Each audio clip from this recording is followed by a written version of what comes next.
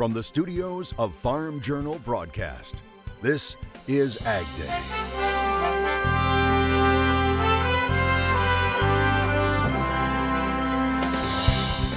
Coming up on AgDay, why this woman may hold the secret to the fountain of youth. So I wake up with the joy of life, knowing it's ready to go inside of me. While some people are waiting to get out in their fields, others are already planting. We're probably a good 75% completed in our rice plantings across the state here in Louisiana.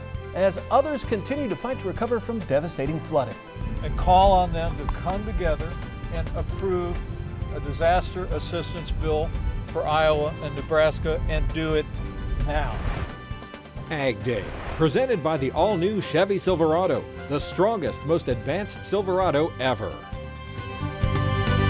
Good morning, I'm Clinton Griffiths. Talks between the U.S. and China moving toward a final accord. The talks going so well, the two sides are discussing whether to hold more in-person meetings. Treasury Secretary Steven Mnuchin saying they are getting close to the final round of concluding issues. National Economic Council Director Larry Kudlow also citing good progress in ongoing trade talks with China. Yeah, good progress, very positive on that. I'll call it, I'll just be an optimist about it. We're not quite there yet. We've still got some open issues.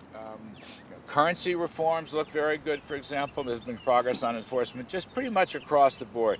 I think the key here is steady conversations since they were here, and that will continue.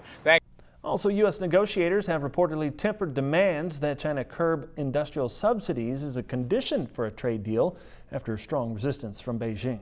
Happening later today, day 2 of trade talks between U.S. and Japan. It's hoped they could eventually conclude in a bilateral agreement. U.S. officials, including Trade Representative Bob Lighthizer, want an early harvest. That includes opening up Japan's ag sector to U.S. farm products. Now, Japan is signaling that could happen based on language in the CPTPP that includes 11 other nations. Washington lawmakers are off the next couple of weeks for Easter recess, which means farmers waiting on disaster aid will have to keep on waiting. The vice president pledging to help while in Iowa last week, touring flood-damaged portions of the state.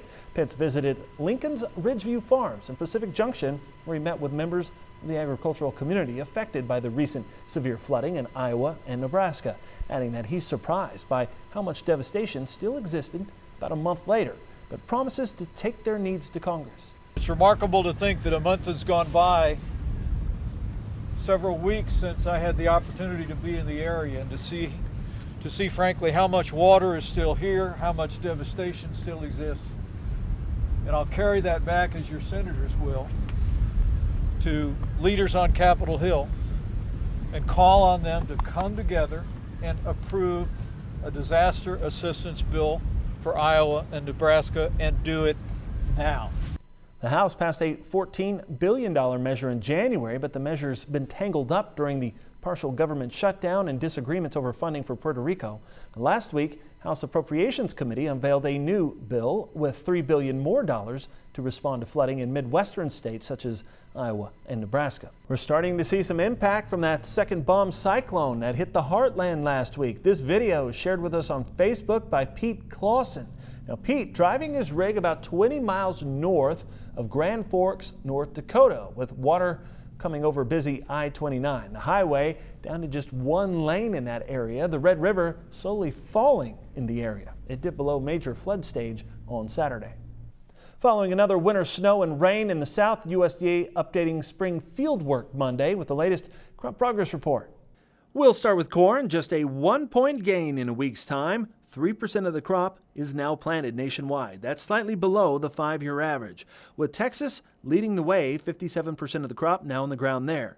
The days farmers were able to get out in the field may be part of the problem. For example, farmers in Illinois, there was only about a day and a half suitable for field work. Producers in Iowa, only slightly longer. Minnesota, South Dakota, almost nothing. Cotton, 7% is planted, right on par with the 5-year average. In Louisiana, rice farmers have gotten most of their planting done and are now just waiting on warmer weather to get it growing. Craig Gautreaux with the LSU Ag Center has a report. In South Louisiana, rice farmers have nearly finished their planting, while growers in North Louisiana are just getting started. With most of the acreage concentrated in South Louisiana, the majority of the crop is in the ground. We're probably a good 75% completed in our rice plantings across the state here in Louisiana. At the beginning of March, it didn't appear that the ground would ever get dry enough to plant. Many farmers had to work their fields when they normally would be planting, but a stretch of good weather allowed them to get back on schedule. Instead of hooking up to a drill when it dried up, we were hooking up to levee plows, land levels, and just hit the fields hard. Did a lot of work, and we caught up. Reports from the U.S. Department of Agriculture have acreage down in Louisiana as much as 9% this year. But Harold, the state rice specialist, believes the acreage will be close to last year's 440,000 acres. However, that's an early report. I don't think we're going to be quite that low. In fact, I think we'll be very similar to what we had last year. Growers are expected to plant more acres of medium grain rice because it is fetching higher prices. I'm going to try about 240 acres of medium grain, which is the market's a little bit better, a couple dollars over the long grain right now. So I'm giving that a shot for the first time. Farmers in North Louisiana are also expected to plant more acres of row rice or furrow irrigated rice. This production practice gives the grower more flexibility. That production practice actually gives them the opportunity to make last-minute decisions whether they're going to plant rice or soybeans. With the LSU Ag Center, this is Craig Gautreaux reporting. Recovery continuing in the heartland following that bomb cyclone last month. Meteorologist Cindy Clausen has an update. Today's crop comments. Cindy. Well, Clinton, for days we showed you portions of the town of Craig, Missouri underwater. Today, a hopeful sign. This picture shared on Twitter about Craig. Now, the person who took it says that some of the flooded ground southeast of the town is just dry enough to finally get out and do some work. That town was just inundated with water when the Missouri River overflowed its banks. Let's take a look at our wind forecast for the day today. We're going to be seeing some windy conditions in the northeast, a little bit in parts of the Plain States and in the southwest. As we head through the day, you can see those areas all picking up as well. In the overnight hours we go, winds slacken off in most areas, but you can see they kind of continue into the plains, and we're going to pick up some steam there because we're going to have a system that's strengthening in the plains as we head through our Wednesday. So look for some windy conditions, and we'll start to see some more wet weather there as well. I'll have your forecast coming up in just a few minutes, but for now, here are some hometown temps. Introducing Farm Journal TV, on demand 24/7. AgDay, Machinery Pete TV. U.S. Farm Report on your phone and tablet. Download the Farm Journal TV mobile app today. A big update to a story we've been following for a while now. Michigan farmer Mike Stamp facing time behind bars. It follows a plea agreement last week in a case dating back to 2012.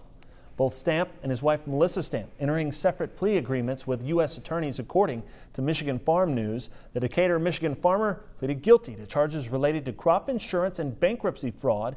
Now, the deal means a reduced sentence of up to 5 years in prison for Mike Stamp, supervised release for 3 years, a fine of $250,000, and will be required to pay full mandatory restitution.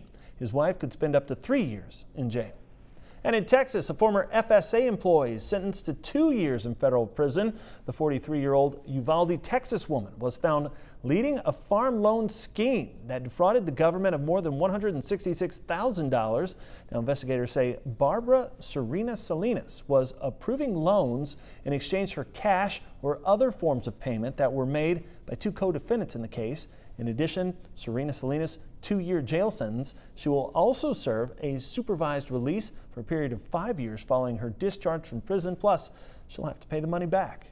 We have a food safety recall to tell you about this morning from our friends over at the Packer. Federal health agencies are investigating a rare type of salmonella outbreak involving 93 people linked to fresh-cut cantaloupe, honeydew, and watermelon. Now, the company Cato Foods recalling a fresh-cut melon products from its Indianapolis processing facility and temporarily suspended production. The melon went to Kroger, Target, Walmart, and Whole Foods. The products were packaged in clear plastic clamshell containers and shipped to these states. And the products have a best by use date of April 18th. We have all the information about the recall on our website, agday.com. When we come back, we'll look at the shipping challenges facing the ag industry this spring, and it includes some major infrastructure hangups. And later, what's the key to living a long life? This woman may know the answer.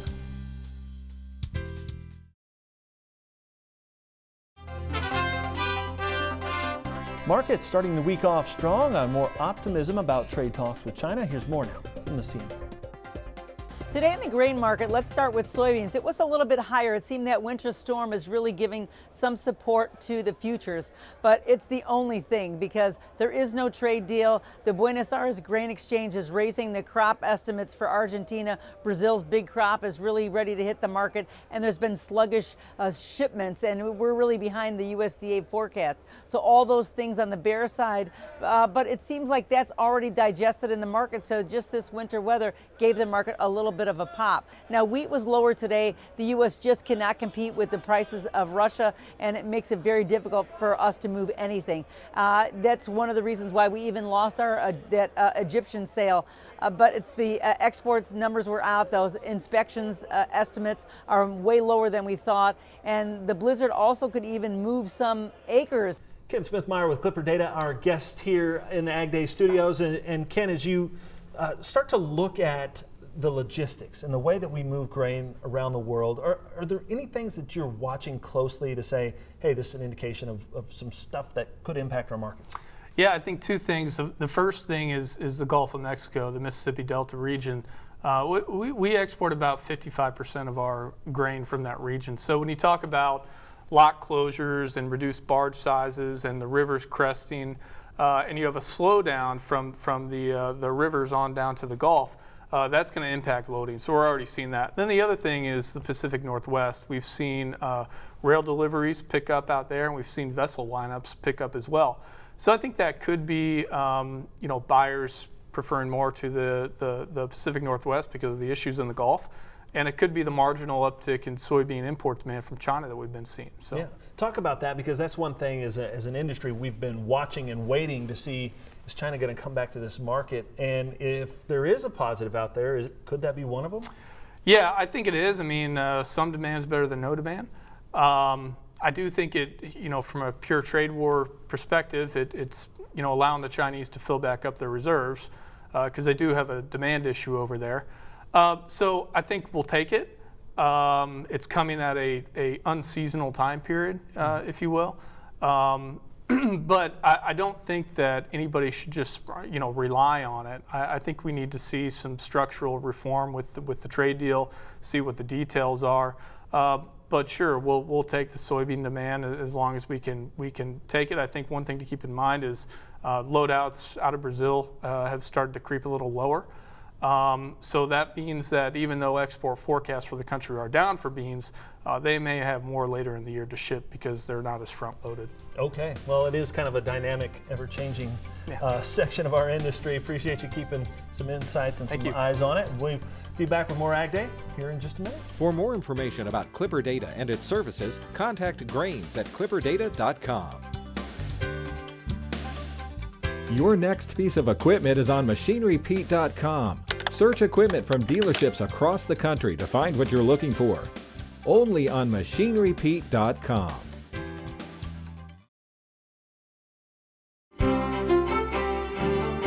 Welcome back to Ag Day. I'm meteorologist Cindy Clausen. Now, Cindy, we started talking about another storm last week, and it looks like it may develop here. Yeah, we are going to be looking at a storm maybe bringing even more severe weather to parts of the plains and even into parts of the Midwest as well. Let's take a look. And it doesn't look like much right now, especially this morning, but watch as we put this into motion and really see some of that activity pick up, especially as we get into tonight and tomorrow. This is the storm that's going to be really gaining some strength and bringing some potential strong storms to parts of the southern plains and into much of the Corn Belt as well. As we head through the day today, it's going to be this low pressure system bringing a chance for some showers and thunderstorms, but not a ton of moisture all around that. We're going to see some scattered showers and some higher elevation snow in the west, and we'll continue to see some snow in New England as well. Into the overnight hours we go. We've got the stationary front still kind of draped along there. We'll see some clouds there. Overall, warmer temperatures. We're going to be seeing that low pressure system continuing to build some strength. Look for some rain coming into the northern plains. Still some spotty areas of some rain rain and upper elevation snow, especially in parts of the Rockies. But as we head through Wednesday, we really start to pick up more moisture, especially along the cold front down here. We've got Texas getting some rain there, showers and thunderstorms all the way back to the Four Corners region. And we're going to see some moisture really increasing, especially in the upper Midwest around the Great Lakes as well. As far as precipitation, the past 24 hours, we really haven't seen a whole lot in most of the country. But when you factor in the next 24 hours, you're going to see finally we start to see that system picking up that moisture, not only in the northern plains and upper Midwest, but the southern side of that cold front starts to pick up moisture. And so a lot of those areas could be seeing over an inch of rainfall. Snowfall mainly in those higher elevations and in New England as we get through the next 24 hours. Here's a look then at temperatures, and these are some of the warmest temperatures I've seen overall across the country for a while. This is very spring-like. In fact, it's very warm in the south central part of the United States. Heading into the overnight hours we go, and we're going to see those temperatures still very mild across most of the areas. Of course, higher elevations are going to be cooler than this, but look at that 60s for overnight lows all the way up into parts of the central, even starting to inch into the northern plains. Looking into tomorrow, slightly cooler on the backside of that, the northern ends, we get back into the 40s, but that's still not too bad for this time of the year. Quick look at the jet stream, and you'll see that storm system that's going to be moving across the U.S., especially the southern parts, and that's going to really be picking up some steam as it gets into parts of the Gulf Coast states and then on up into the northeast. That's a look at your national forecast. Now let's check on the weather where you live. Williams, Arizona, showers and thunderstorms for you today with a high temperature of 51 degrees. Mott, North Dakota, some rain showers moving in this afternoon, high of 58. Harlan, Kentucky, sunny and much warmer with a high of 73 degrees. The latest Census of Agriculture proves dairy consolidation is happening quickly. We'll have the latest numbers. That's next. And later, this exercise instructor is inspiring students to stick with a healthy lifestyle. Her ageless strength today in the country. AgDay, brought to you by Corvus Corn Herbicide from Bayer. Get an early season win against weeds with Corvus for end of season rewards.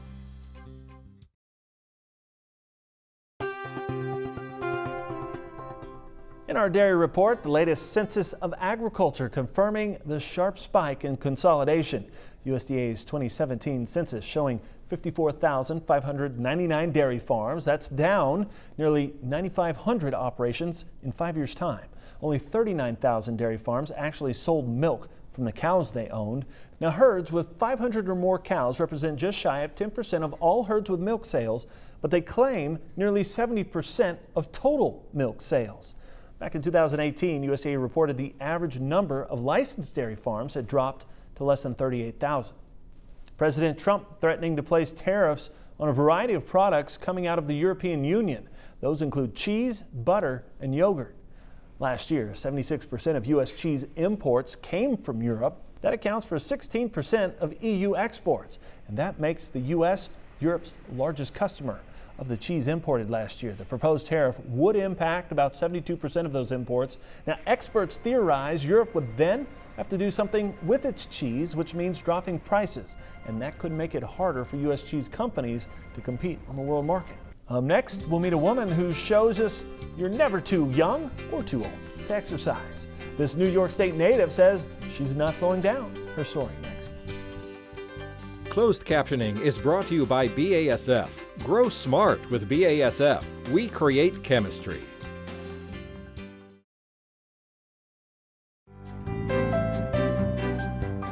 In the Country is powered by Kawasaki. Let the good times roll. Here's a bit of early morning motivation for you. This senior yoga instructor has no plans to stop practicing and teaching. And why should she? She's 100 years young. Tao Portion Lynch leads yoga classes in Hartsdale, New York. It's a northern suburb of New York City. She says she first encountered the ancient practice at the age of 7 in her native of India. Strolling along a beach, she was transfixed by a group of boys doing yoga poses. When her aunt told her the movements were not ladylike, she responded, "Well, if boys can do it, I can do it." She has great advice about how to approach every day. When I wake up in the morning, I look at the sun and I say, this is going to be the best day of my life. And it will be. It always is. So I wake up with the joy of life, knowing it's ready to go inside of me. And so I see all of my students that are so precious to me and that have done so much to keep me doing things in life. And so that's why I'm here today. Despite 4 hip replacements, she also does ballroom dancing. She says breathing keeps her nimble as she approaches 101 in August. Quite the inspiration. That's all the time we have this morning. We're sure glad you tuned in and spent part of your day with us. From all of us here at AgDay, I'm Clint Griffiths. Have a great day.